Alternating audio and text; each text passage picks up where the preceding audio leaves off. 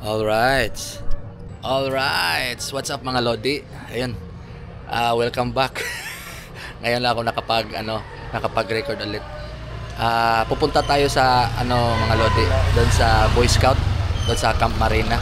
Try natin doon iakyat kasi traffic talaga doon sa papunta ng Marco Polo. So try natin dito sa Boy Scout. Tara, samahan nyo kami. Right.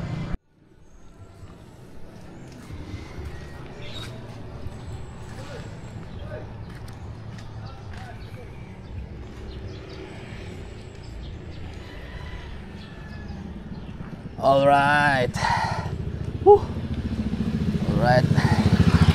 Traffic talaga sa mga Lodi. Medyo traffic doon papunta sa sa Marco Polo. May under construction kasi na nadaan. So at least later on sooner maganda na yung daanan papunta paakyat. So hindi na siya biyak-biyak, no? So beneficial naman para sa lahat. So but we have to have some sacrifice. Tiis-tiis muna. Pero dahil sa kadahilan na akyat na ako, ito na, itong daanan na to,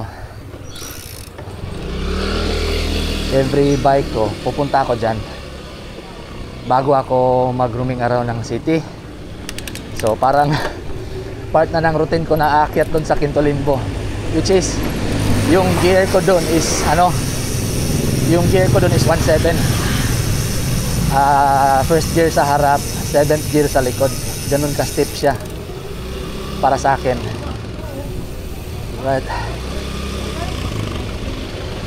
And since nakapagpahinga tayo ng 2 araw, ngayon is Sunday.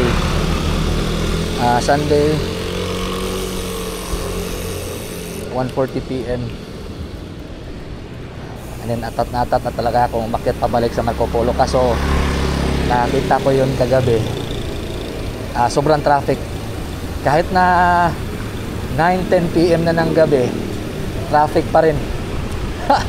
Pulang-pula sa Google Maps. So wala, skip that for another 3 months. So napag-isipan ko, yung last time kasi pumunta ako ng Opera at saka Opera, tawag nito, Opera at saka Sudlon, yung typical na route na na-vlog ko na noon. And then na-remember ko na nakita ko yung daanan papunta ng Camp Marina, which is paakyat din, steep climb. So sabi ko sa sarili ko, ito yung parang gawin kong alternative. Instead na mag Marco Polo, itatry ko yung Camp Marina. So wala akong ibang preparation, pati lakas lang ng loob, no? And then iwan ko ba kung ano yung tamang gear na gagamitin. Pero most likely hindi naman katulad ng Quinto Limbo. So parang lang tayo mga lods, mid-ring lang tayo lagi dito. Try natin na mid-ring lang, and then lalaruin natin yung gears from first gear sa likod papunta ng siguro 7th, 8th gear. Tingnan natin.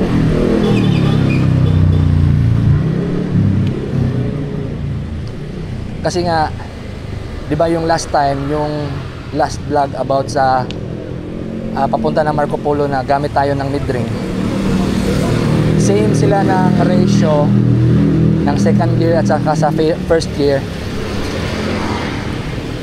pero mas magaan padyakan yung sa second gear na. So 1:5 versus 2:7. Oo, parang ganun. Op 2.4 tayo dito mga lods. 2.5 pala, 2.5. Second gear sa harap, mid-ring, at saka 5th gear sa likod. Okay. Start na tayo, papunta Opera, papunta ng ng Camp Marina. Medyo mahaba-haba din to konti. So yun lang mga lods. Try natin second gear lahat. Pag di kakayanin ng second gear at di kinagat yung 8 gear at saka 9 gear sa likod, try natin yung try natin yung first gear. Alright. So yung snack na kinain ko is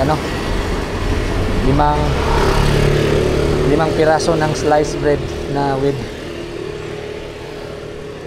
peanut butter at saka cocoa, kape,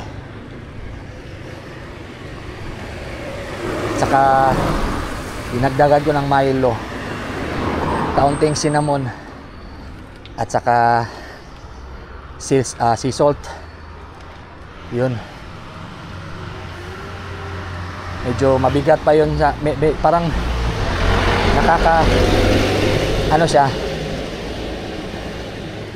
nakakadagdag siya sa performance ko ngayon, pero parang matutunaw siya mamaya. Hopefully magagamit natin yung energy na may bigay ng sliced bread at saka peanut butter.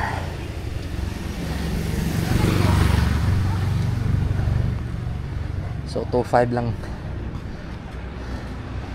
mga boss. Alright. So first time ko palang akyat ito sa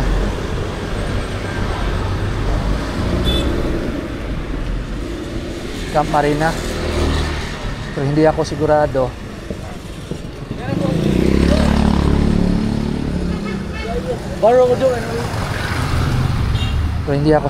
kung kung makakaakyat ba tayo talaga doon.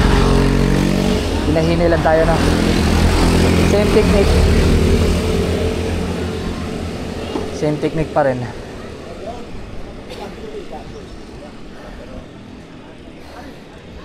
Isang padjak per second. So one round of pedal per second. Yan yung gagamitin natin na same cadence para makahinga pa rin tayo. And galing doon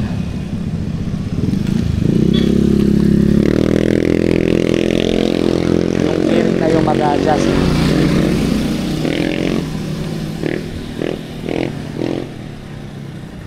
Tapos na tayo sa first level.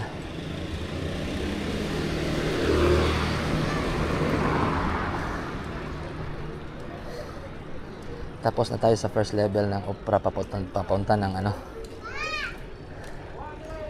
ng Camp Marina Boy Scout.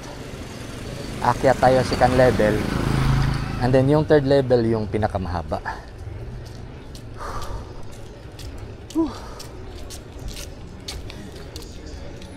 Time check is 1:45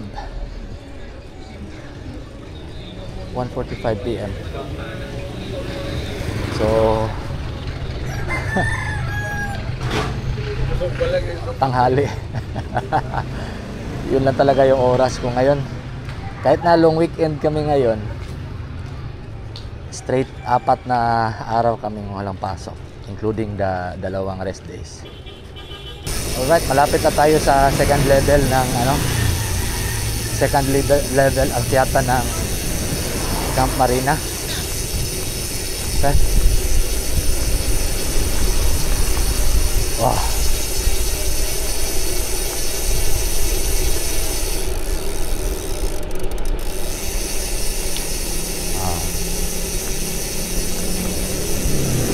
Parang gagamit tayo ng first gear doon sa third level mga lods. Kasi parang compare ko yung akyatan dito sa second level. Nakikita nyo, parang mas steeper yung third level. So dito, ano tayo dito, 27.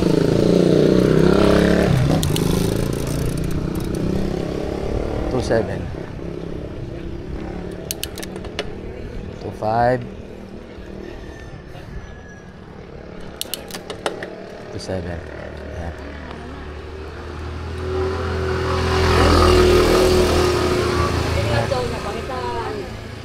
Kana ba? Bluetooth na. Okay. Okay. Parang taga rito ata siya. Parang kabisado niya siguro yung ano, Camp Marina.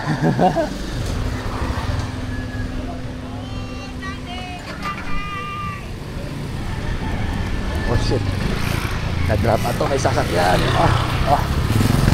Nakaya lang. Okay.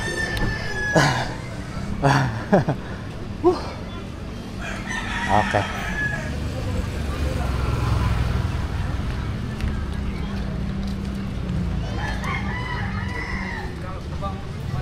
Okay.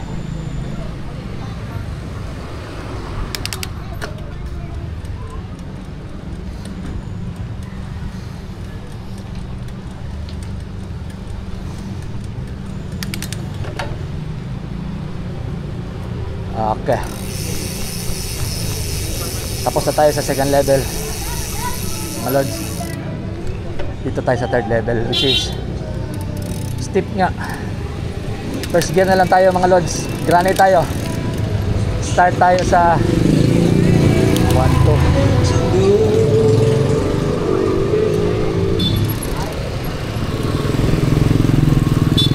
3, 4. Okay. 4 chains tayo. First gear sa harap, 4th chain sa likod.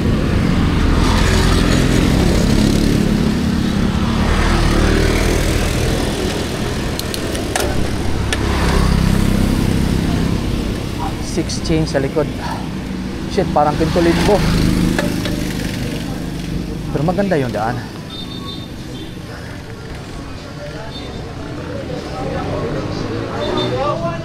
Parang Pintulimbo. Buti na lang talaga. Buti na lang talaga mga boss. Buti na lang talaga nag-practice tayo sa Pintulimbo. Mas steeper yung Pintulimbo Pro. Kaunti lang yung difference. Nasa 1.7 tayo ngayon. 1.7. Survive. Okay.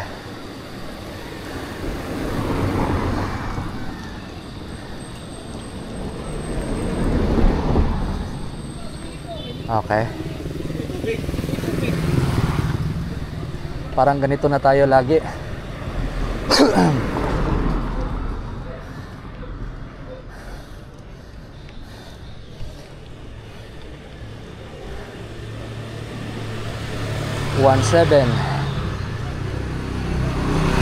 Which is same dun sa ano, Sudlon. Galing ng Opera papunta Sudlon. 1.7 din yun. Kaso nga lang mas mahaba.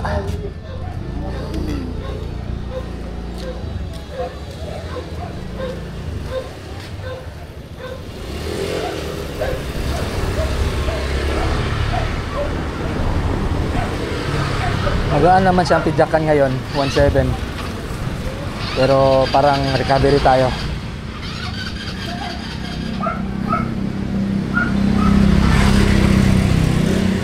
Dami na palang mga tindahan talaga dito, no. Pag yung time na nakamotor ako, di ko to napapansin. Ang daan lang talaga yung pinofocus ko.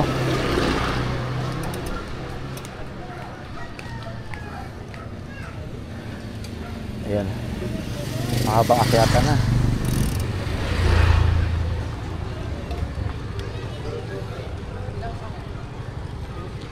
Okay. Okay.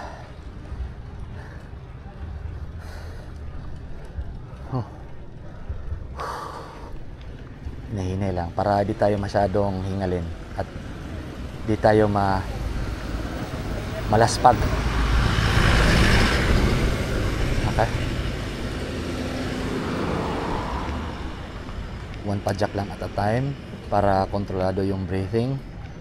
Wala akong gadget na mag-monitor ng heart rate, pero isa lang yung sinisigurado ko: pag isang round ng padjak per second, kontrolado mo talaga 100% yung heart rate mo. Yan lang. Yan. Okay.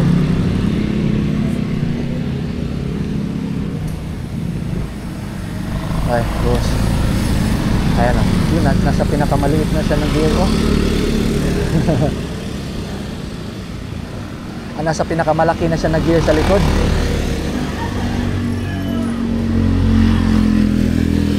Yan.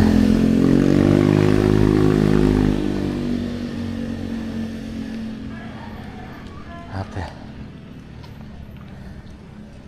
Oops.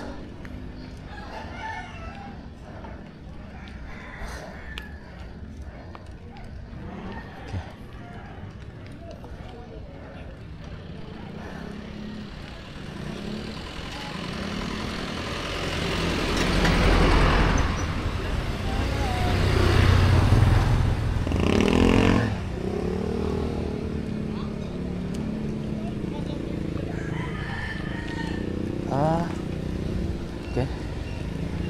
Garage pala ng mga minibus dito sa gilid.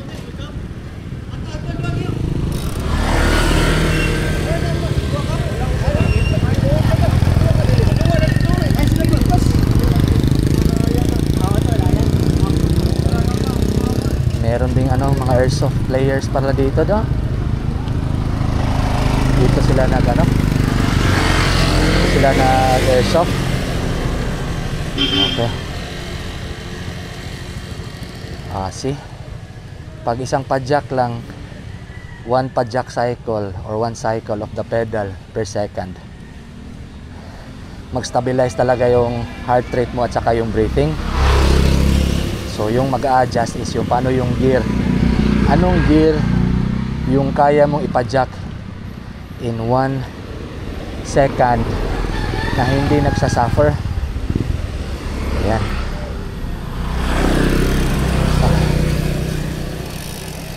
Tayo din na tayo kay baka maano tayo.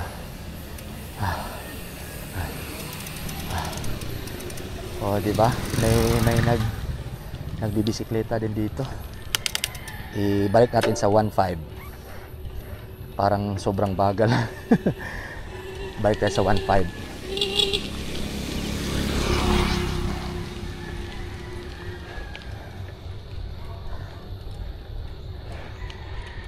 So kaya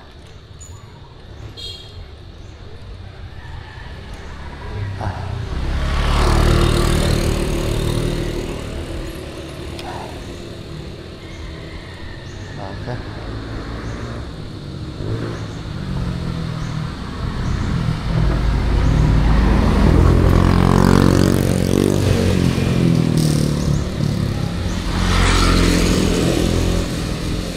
Overtake na nakakurbada two-way. Depende sa familiarity nila sa daan.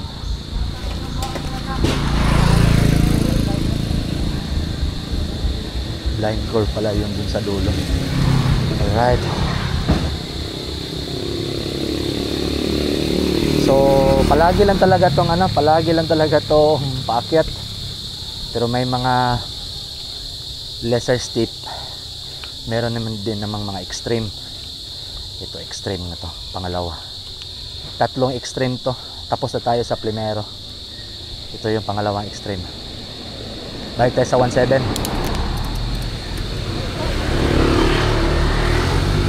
Okay.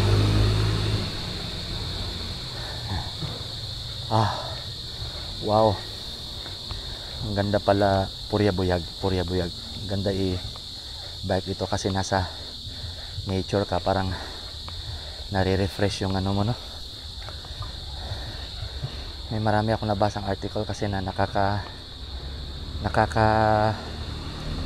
heal yung magpunta ka sa park, nagbibisikleta ka, nasa nasa parang semi-gubat or park. Kaya ito, maraming mga puno.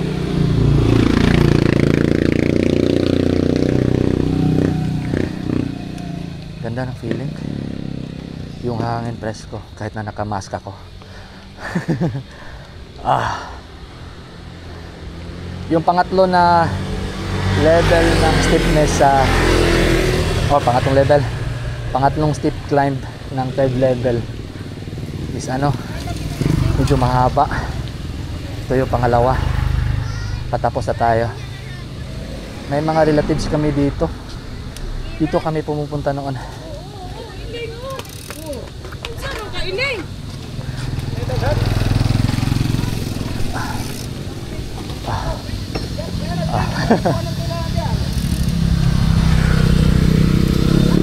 Okay. Yung mga kamag-anak parang dun dun sa pinasukan ni nanay.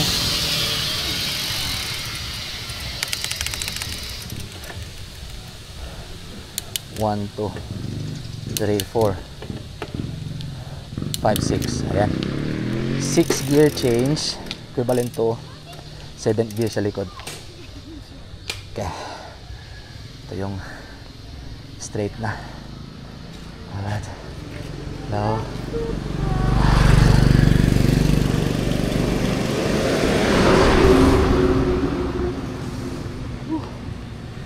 kayang-kaya ng 1.7. Nakakausap pa ako, no?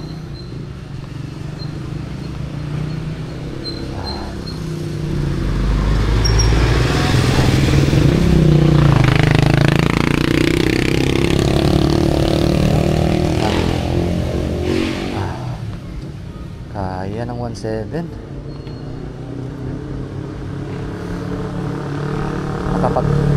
Yun.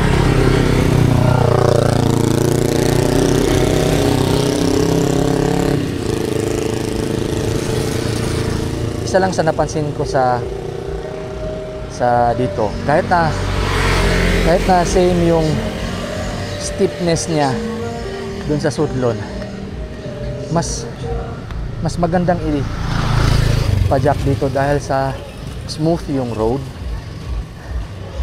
Di kagaya dun sa may Sudlon na medyo rough siya, kaya parang ang hirap ipadyak. Focus ka talaga sa manubela para kang mahuhulog dahil sa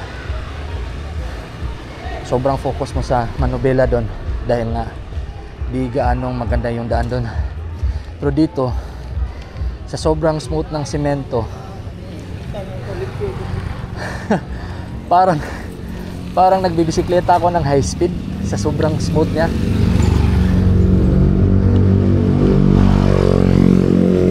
Oh, parang equivalent to ng Marco Polo.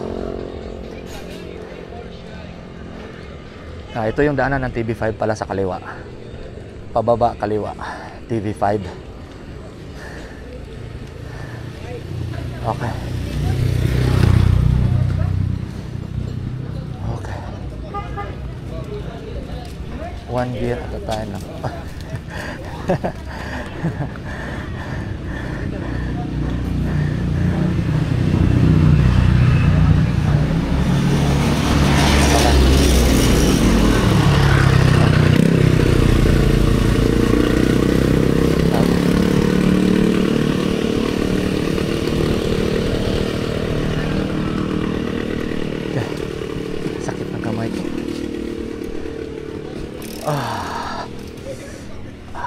Tayo muna para di maipit yung betlog. Grabe.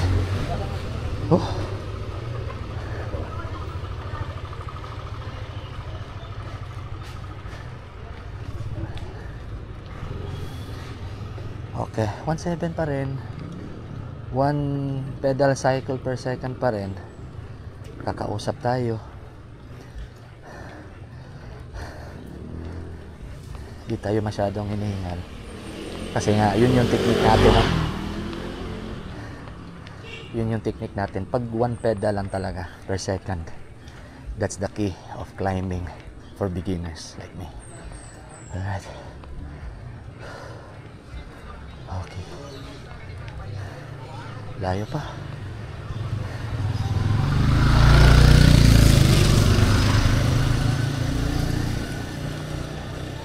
Ah. Okay.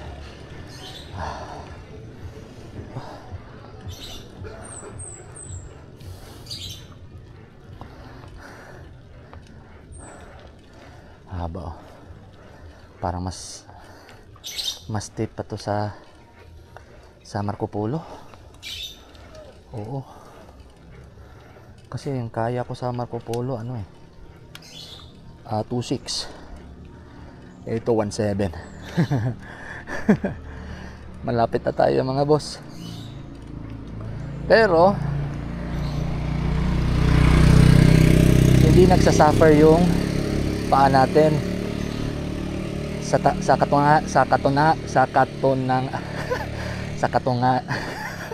paano ba ito sabihin? Katunayan sa katunayan nga parang naka-recover ako while paakyat. So sa mga gustong mag-attempt first time dito sa Camp Marina mga boss, at saka naka mountain bike, make sure lang na pwede nyong i-tune or i-set yung gear nyo into 1.7. First gear sa harap 1, and pang 7 gear mula sa pinakamaliit sa likod, which is 7th. Okay.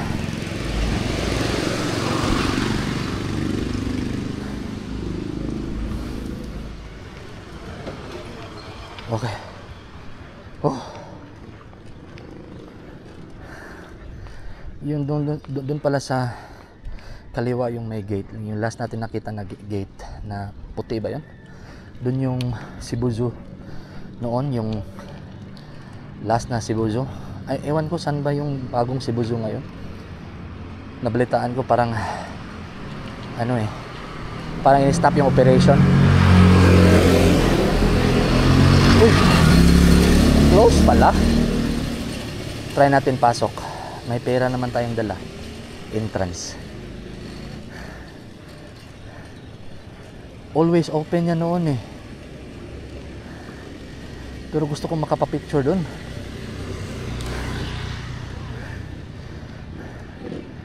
Parang remembrance na nakaakyat ako dito. Hindi ko talaga akalain yung expectation ko talaga dito mga boss is parang babalik ako na hindi ko matatapos to kasi medyo steep nga.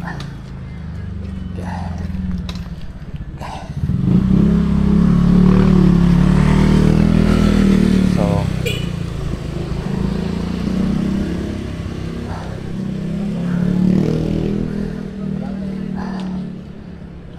putik, partida pa pala to. Partida pa, nakamas pa ako.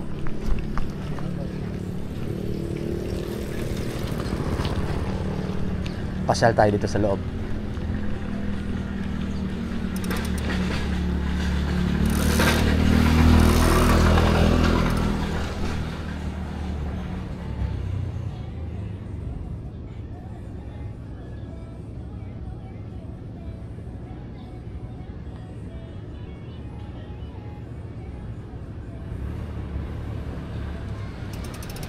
Chip, dili na pa suruyan sa sulod. Kuha na lang yun, kanang agi na lang yun.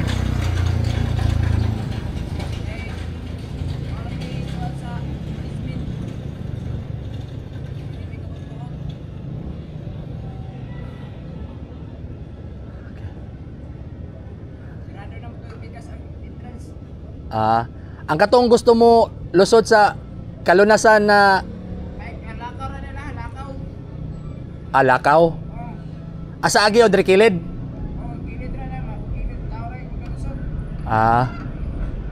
I see. So ano pala mga boys, hindi na pala. Ang kanang mga mag-photoshoot, Chip, dili na pod pwede.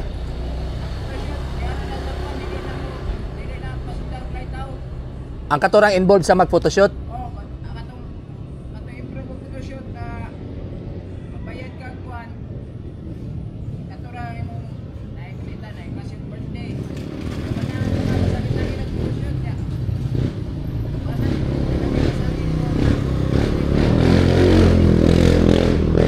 Dapat na dyo event sa sulod. Pero kanang panshoot lang dili. Sige. Right. Thank you. Okay, sige. Salamat, Chip. So, yun mga boys. Yun mga lods. Di pala tayo pwede na makapasok doon kung wala tayong events na gagawin na starting January 1. Ngayon ko lang nalaman. So, ayun, downhill na tayo. Balik tayo sa kung saan tayo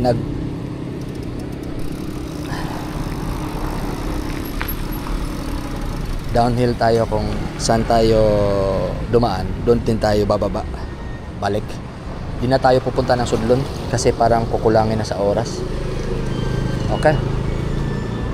Downhill na tayo mga lods.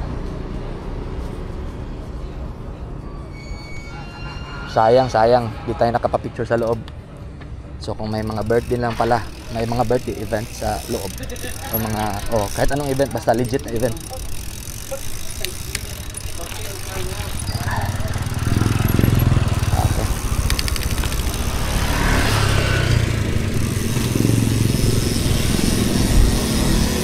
Okay. So, ngayon, pa downhill, turn on natin yung shock. So hindi na natin ilalak yung shock, no? Open wide na yung shock para magsha-shock absorb to kasi downhill na tayo. Pero pag paakyat,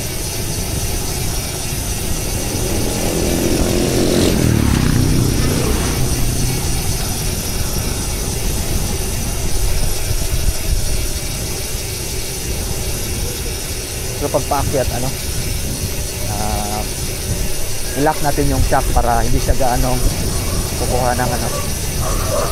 kukuha ng power sa pajak. Ma-absorb kasi ma-absorb ng shock yung power ng pajak natin pag paakyat. So parang hindi 100% yung ma-transfer natin yung pajak natin papunta agad sa gear, sa chain.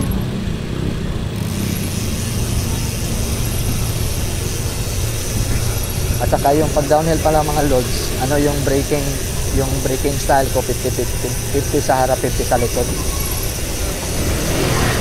Ayan.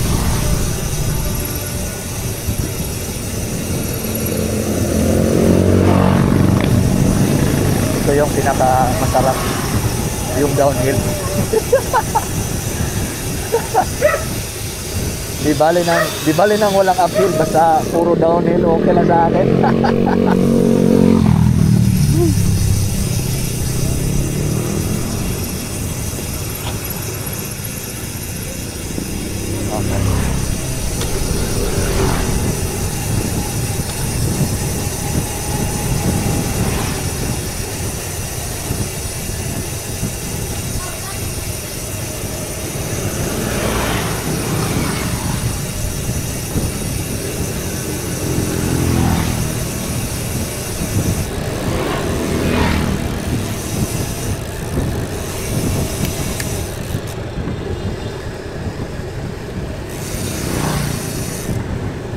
Okay.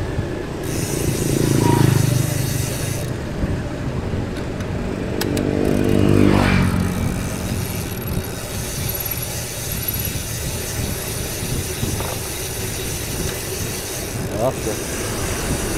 Downhill na to all the way. Okay.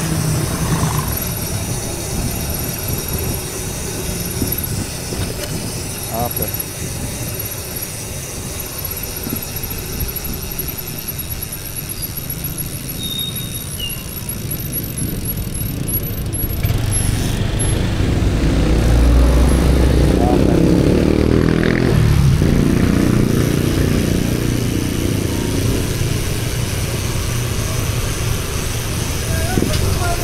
Downhill.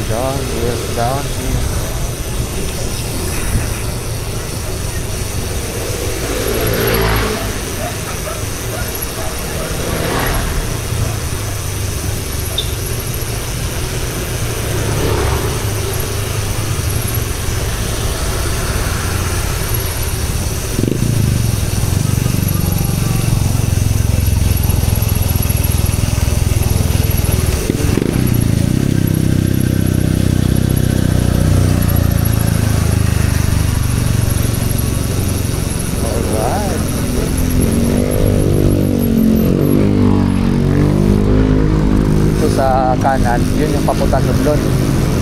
So babalik tayo dito.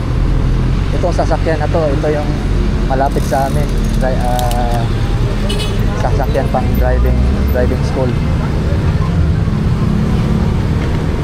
or parang student yung na-drive ngayon. Okay. Ba't ang bigat?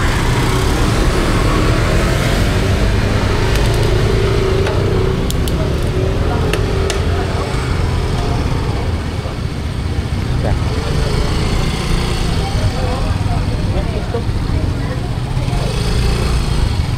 Oh, parang pinick up na siya ng nung driver. At saka nag-practice drive. Ayan. Okay. Ako din soon.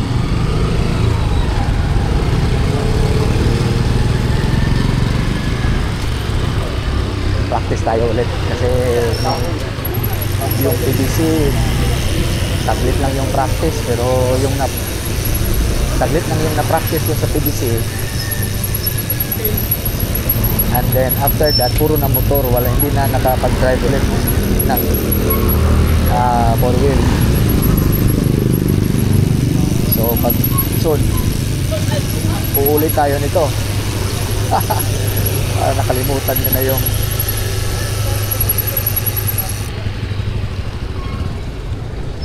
okay. Up. Pero same traffic rules, alam na natin karamihan ng traffic rules, pero yung pagdadrive ng 4-wheel parang need ko ulit yun ma-practice soon. Okay.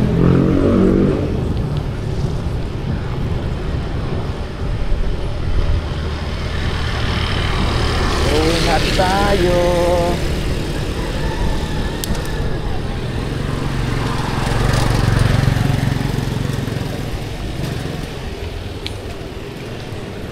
Success.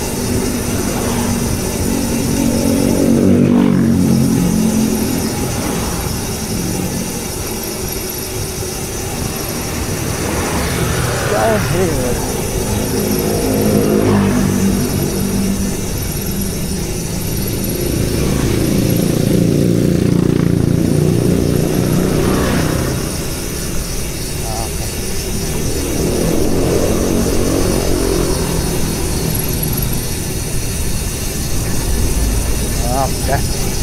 Alright. Nandito na tayo sa gilid ng Cebu Capitol Building. Alright, I think that's pretty much it mga lods. Dito na natin tatapusin yung vlog natin. And then until next time, see you ulit sa next vlog. Bye-bye.